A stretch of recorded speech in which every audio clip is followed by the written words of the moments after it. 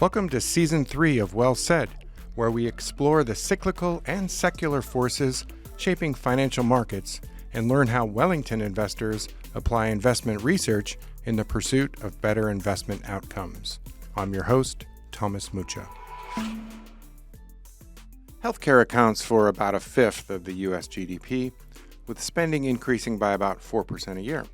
This wide-ranging sector includes biotech and pharmaceuticals, medical devices and equipment, and healthcare services. Now, like many industries, rapid innovation is happening in both these highly dynamic public and private markets. It's easy to understand why investment research in healthcare requires then collaboration, as well as a deep understanding of science, industry, technology, consumer trends, regulation, and of course, geopolitics and policy.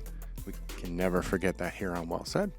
So here to talk about this exciting field and the collaboration required to navigate it are Dave Khtikian, Global Industry Analyst, Portfolio Manager, and a member of our healthcare team, and Josh Sommerfeld, Deal Lead for Healthcare on our late-stage growth private equity team. Welcome to you both, and thanks for being here. Thank you. Thanks for having us. All right, let's get some definitions out of the way, guys. David, to your mind, what constitutes healthcare services today, and how does it differ from, let's say, a generation ago? Sure. I try to think about healthcare services as simplistically any company in the healthcare ecosystem that doesn't sell a product. It's companies like insurance companies, health systems, hospitals, post-acute providers. And then the other side of the house is really companies that service or act as a kind of intermediary within the pharmaceutical supply chain. So anywhere from drug distribution to retail pharmacy, companies that are actually selling these drugs to the members.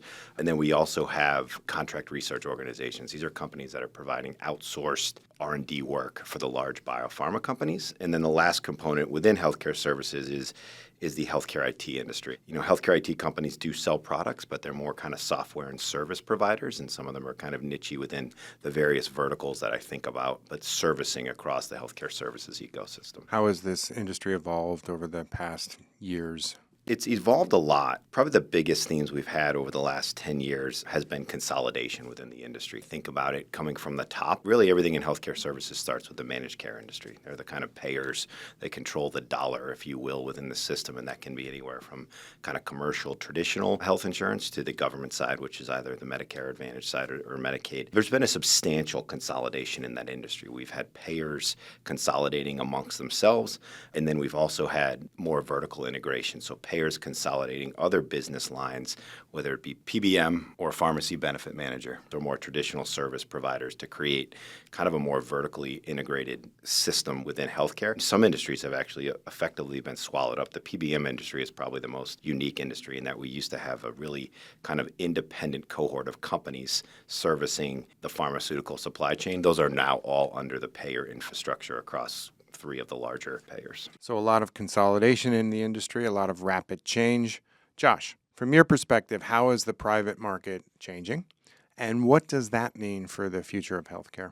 So I'll start by just focusing on the types of companies that I tend to be more interested in as a growth-oriented private market investor. These are often called digital health companies or technology-enabled services companies. It started in the early days of digital health. A lot of these companies were focused on preventative medicine.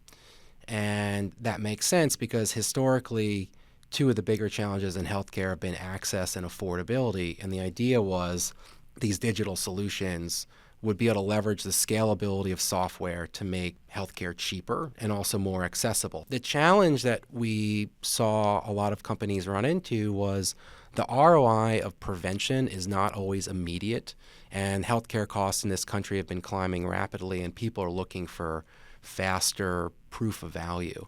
So apps that might help you improve your diet or exercise or lose weight to prevent heart disease or prevent diabetes takes years for that ROI to show up. And the payers that Dave was alluding to got impatient.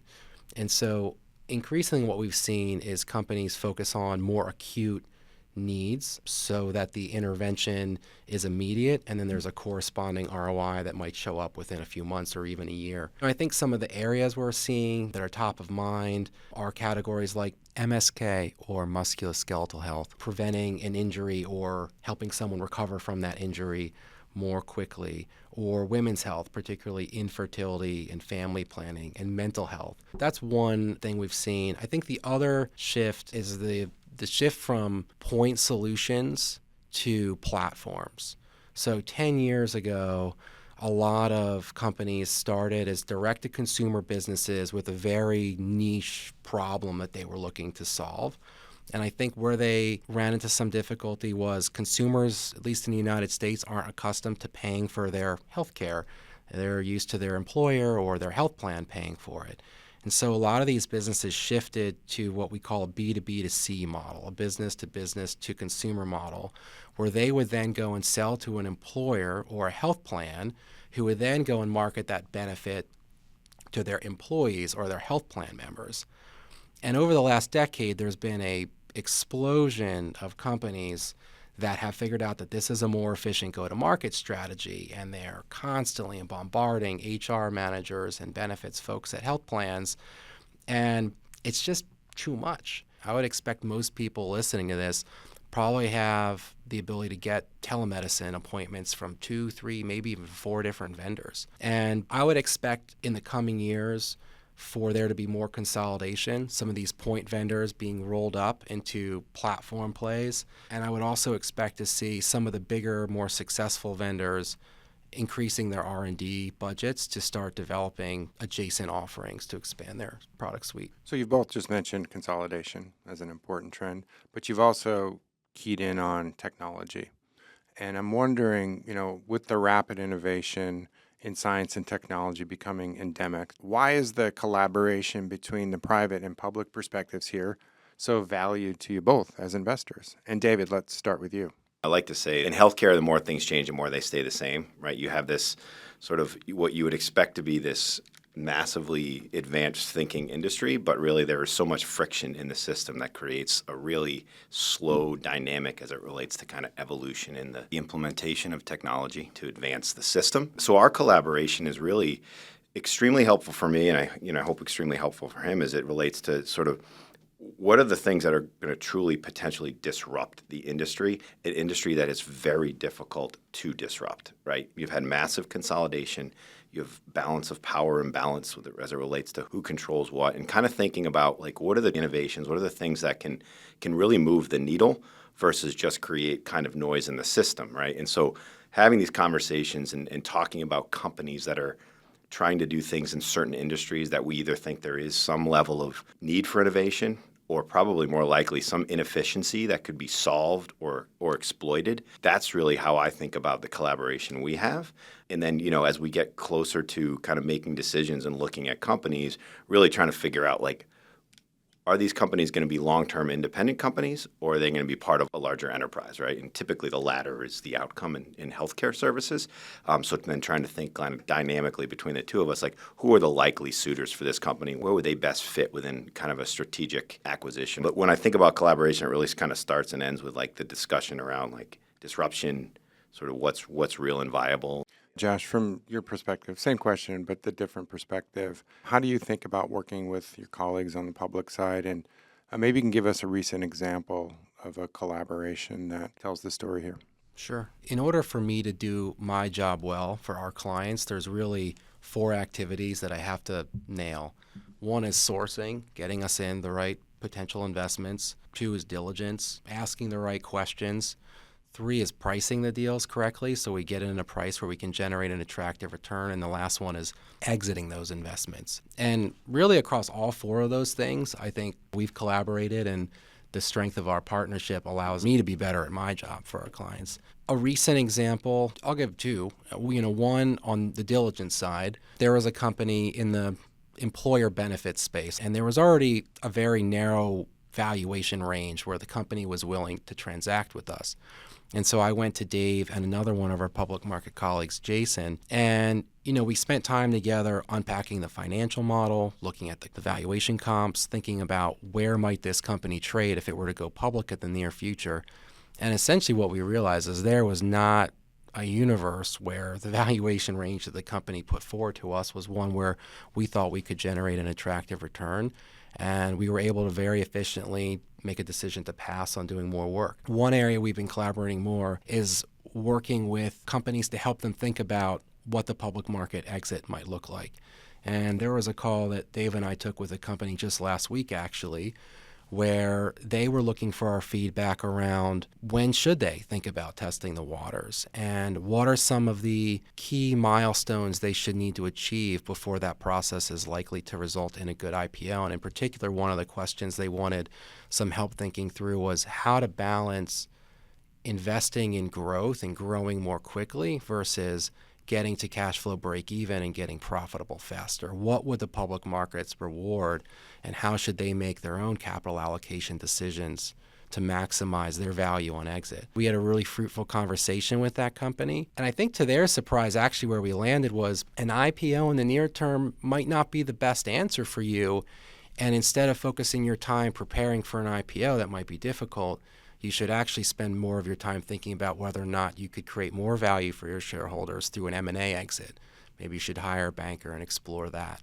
So I think kind of push the company in a very orthogonal direction to where they were thinking when they approached us. All right, David, I'm going to pull the lens out a little bit and talk about company fundamentals. Obviously, they matter for every active investor, but this industry in particular, I think, is heavily influenced by top-down macro conditions, the regulatory environment. How do the various dynamics from this top-down perspective influence security selection on the public side? Yeah, it's an important question that, I think has become a lot more important in recent weeks, frankly. And you're talking about the election, obviously. Yes, of course. The political and regulatory landscape is sort of top of mind and front and center in all of healthcare services. And why is that? It's effectively a regulated industry, right? So companies, for the most part, rarely don't have some touch points where the government is involved in the decision making, and that decision making can be the rules, the regulations, or even directly to the pricing. So when it comes to sort of security selection, there's always going to be a combination of top down and bottoms up, but really they're kind of one and the same because the government component of it is just always there. Historically, in healthcare services, there have been very opportunistic times to buy securities when the market overreacts to something that has happened from either a regulatory standpoint or a political standpoint. And why is that? There's a broad level of kind of misunderstanding of what DC can and can't do. And so typically headline risk is really high in this industry, right? So it brings a lot of sentiment risk into it, which compresses the multiple. So you have two things in a stock. You've got the fundamentals, what do the numbers look like, and what is the market willing to pay? And there's always been periods of time where something's going on in the industry where the political landscape or the regulatory landscape is either perceived to be changing or is changing. And typically that creates an overreaction in the stock price. And so as analysts, our job is to really kind of wade through the noise, understand like what has happened. And this kind of comes back to the more things change, the more they stay the same. Like everything moves at a glacial pace. So when the headline comes out is this is going to be the worst thing to happen in the history of healthcare, typically the end result is something much, much smaller, right? And so when you have these dislocations in pricing, that's really where kind of you can get sort of geared in the fundamentals and then look at how the sentiment has impacted the security valuation. And that's typically where you have your larger opportunities to make investments. I want to get into the specifics of Trump 2.0 and what that means for your ways of thinking about this. But before I do, Josh, what of that you just heard resonates with your process? And here I'm thinking about risk, investment horizon, valuations, the rates and funding environment. How are you taking this top-down approach and applying it on the private side? Yeah. Well, for one, there's so many additional considerations you have to think about in a regulated industry like healthcare as an investor. And one of the reasons I feel really grateful to be at Wellington is just having all the support and resources, folks like Dave around me to intelligently assess all those decisions. And I think that the stakes sometimes are even higher on the private side because when we make an investment, it's fundamentally illiquid. We're kind of marrying these companies. On the public side, you have the benefit of, maybe you start a position, you kind of see how a regulation change will play out, and if it doesn't go your way, you can kind of always unwind that trade. We don't have that luxury. We make an investment, and if things don't go well, if anything, the company just keeps coming back asking for more money while they try to figure their business out. And so the risk is your losses can grow. So I think the things as a private market investor I really look for Dave's help with are understanding the pace of change and what we might expect, and then understanding the magnitude of some of these changes and how it might impact these private companies. And I think just categorically, the one thing we're most careful about here on our private side is in making an investment where there's a potential binary risk that we didn't see. I think about just maybe pick on one area that's very timely. We've been seeing a number of companies that are doing GLP-1 compounding. Some of them are public, but some of them are private. And these private companies are growing at unprecedented rates. Like, we've just never seen companies grow this fast, get profitable this fast. But there's some questions around the regulations of compounding and whether or not these drugs will remain on shortage lists and whatnot, and for how long. And it's kind of a stroke of the pen decision that a regulatory body or a drug maker can make to remove those from the shortage list or to no longer allow compounding of those drugs specifically for whatever reason. And that would be just a cataclysmic event for those companies. And so that might be an area that we would certainly want to think really long and hard about, those risks, that binary nature of that risk, before we would proceed with a liquid private investment. Or just ask Dave. Or just, yeah. Yeah, right. Dave, you mentioned the elections. Let's dig into that a little bit. I think it's the point you just made about headline risk is really important from an investment perspective. So how are you thinking about the actual variables that'll matter to the sector in a Trump 2.0? I mean, how are you decoding the signal from the noise here? Well, it's early, and there's a lot of noise and potentially a lot less signaling right now. I think if you step back to versus the prior elections, what's been interesting is healthcare wasn't really that hot button topic. The healthcare system, from like a coverage standpoint, isn't really a question mark. People have insurance coverage, and when we think about the economy and tariffs and some of the global issues that the country is facing, healthcare seems to be kind of farther down the list, right? So from that perspective, I'm not thinking about major structural change risk, right? There have been prior elections with certain candidates where the question was, are we going to upend the entire U.S. healthcare system and change the way we either finance it, pay for it, access it, et cetera? That's not really kind of a baseline expectation of mine, and I don't think that's really a risk that needs to be kind of incorporated into the mosaic, if you will. The flip side is Trump 2.0 does seem to be very focused on some pretty substantial changes that he wants to get done. Those changes require funding. You touch on 1/5 of GDP. Where are the dollars? Healthcare is a big bucket to go after, right? So when we're talking about paying for trillions of dollars in savings, it's pretty hard to look down the list of potential savings and not see healthcare as an opportunity for Trump and his administration to go after. And so we're sort of trying to bucket out what areas are they going to go, quote, after and where they're not, right? And then the second question becomes, let's follow like a logic path, is if they do, quote, go after this, how much of it is headline risk versus what we talked about before, which is what can you actually get done with control and what do you want to get done? And that's where like the questions and answers get really complicated, and you're sort of playing this sort of like downstream binodal decision tree exercise, which I don't know if it's even particularly helpful in the short term, because the market's going to sort of probably go to the most extreme case and work its way back, and that's kind of where we are. And then the other big piece we're thinking about is who's going to be in what seats, right? And I think you were probably just going to ask on RFK Jr. I was. Okay, there you go. Did I have a look in my eye? Yeah. I mean, it's interesting. I would say one of the most consistent answers and feedbacks we got from the election from DC consultants and everything was he's not going to appoint RFK Jr. That was like the one thing we had gotten comfortable with. And then, of course, that's what happens. It's still very early. I think, first of all, the question is, will he get in? Right? And I think there's probably some potential he doesn't. What is he saying? What does he want to do? And what can he do? Right? And so those are kind of three iterations, and we're kind of thinking through that. I don't know if we're going to have a lot of clarity, frankly, in the next couple months. I think we kind of need to let things settle out and figure out, who is really going to be in what seats. And then from there, it really comes down to how are you going to probability weight the various risks and outcomes of the different potential scenarios, which we don't even know if they will come. You shouldn't feel alone. I feel the same way about national security positions, Yeah. The questions surrounding the geopolitical environment, the foreign policy environment. Got the same questions about trade, about all sorts of things. And so I think this is the new reality from an investment perspective, is dealing with more policy volatility. And I agree. I think we'll have to wait and get through the transition before we can have some degree of certainty about the direction here. So Josh, a major paradigm shift here is this trend towards value-based care. So could you explain what that means? And then what you're seeing in private markets as companies leverage technology to develop this value-first proposition? Yeah, sure.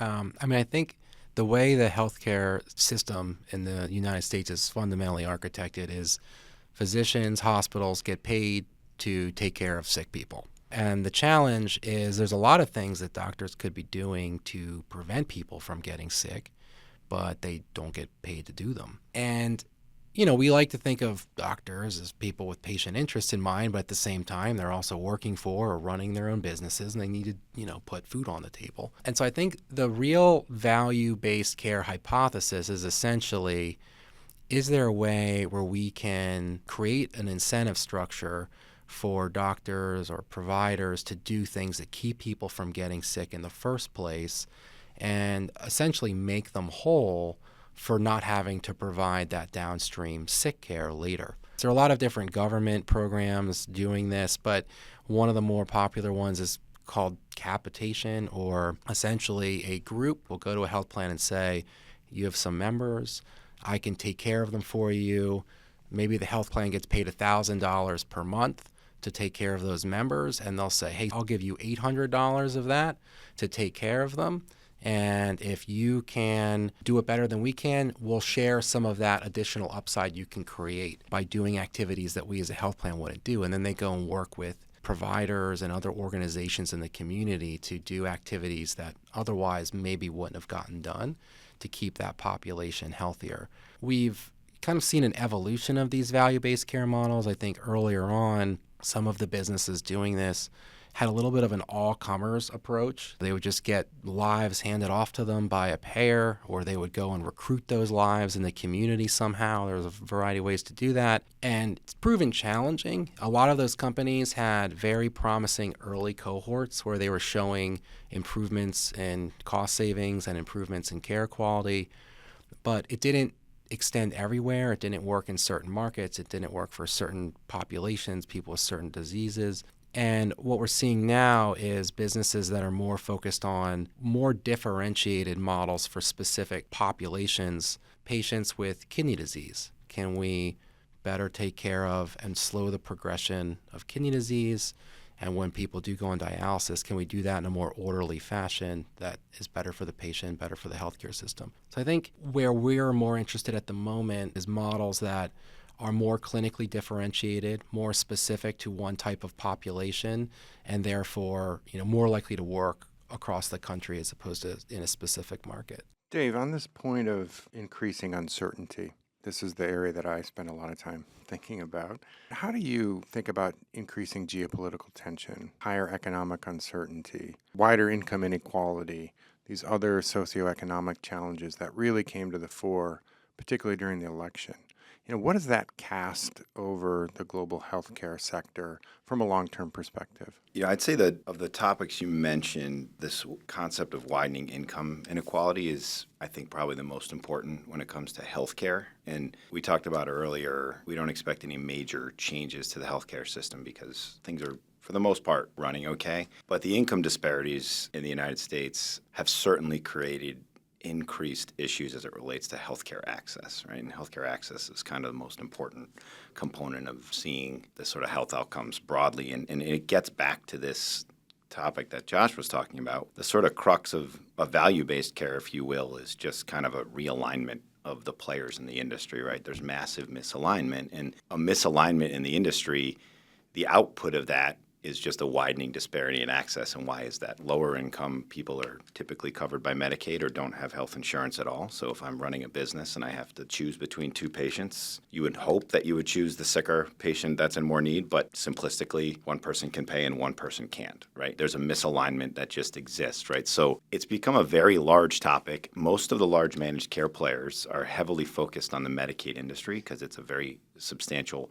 component of total federal spending from a healthcare dollars perspective. And there's been a real sea change, I think, in the way these companies are thinking about these patients, both on the payer side, but also on the health system side. The federal government has brought more dollars in to the Medicaid market to, I think, support this industry. That's really coming at it from the hospital side. So providing the hospitals and the physicians and some of the providers more dollars to support this patient population, effectively leveling the playing field as it relates to kind of, you don't want to put a profitability on a person, but that's simplistically how you can think about it. But it's a really big problem. And if you look at, Josh mentioned GLP-1s, and if you look at just obesity rates in the United States and bifurcated by income level, it's heavily skewed to low income. Why? Because lower income people can't afford healthier food. And so there's a natural kind of like breakdown in health equality when you get to this sort of different levels of economic reality. So I think the government is highly focused on it, which ironically brings us full circle back to like what can and can't get done. Where's the biggest dollar pocket that the federal government is supporting?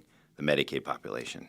So is Donald Trump going to use Medicaid as a funding mechanism for some of the offsets he's hoping to achieve? It's the logical dollar point, but if I'm a state governor or senator, okay, you're going after the most vulnerable population in my state, right? That's a really difficult decision to make. This inequality issue in particular is one of the biggest things that I pay attention to, even from a foreign policy perspective, right? Because it's fueling even more political dysfunction, not only in the United States, but globally. And then that spills into foreign relations and the geopolitical environment too. So I think, you're getting governments and policymakers globally trying to get their hands around inequality. What does it mean? But I don't see a short-term fix for this, and I think that's going to mean more policy volatility. And again, we've touched upon this, but I think that's a key message that we're hearing today. Obviously, a lot to follow here as the ball continues to bounce across healthcare and across the policy environment. Gentlemen, thanks for joining us and helping to make sense of all this. Once again, David Khtikian, Global Industry Analyst, Portfolio Manager, and a member of our healthcare team, and Josh Sommerfeld, Deal Lead for Healthcare on our late-stage growth private equity team. Thanks both for joining us on WellSaid. Thank you, Thomas. The WellSaid podcast is a Wellington Management production. Our producers are Colin Hopkins, Mark Murphy, and Dana Wickstead. Editorial support from Colin Hopkins and Dana Wickstead. The show is recorded, mixed, and edited by Mark Murphy. Animation support from Rasa Sermonte. Production support from Dave Crow. You can listen to WellSaid at wellington.com and at most podcast platforms. Thanks for listening.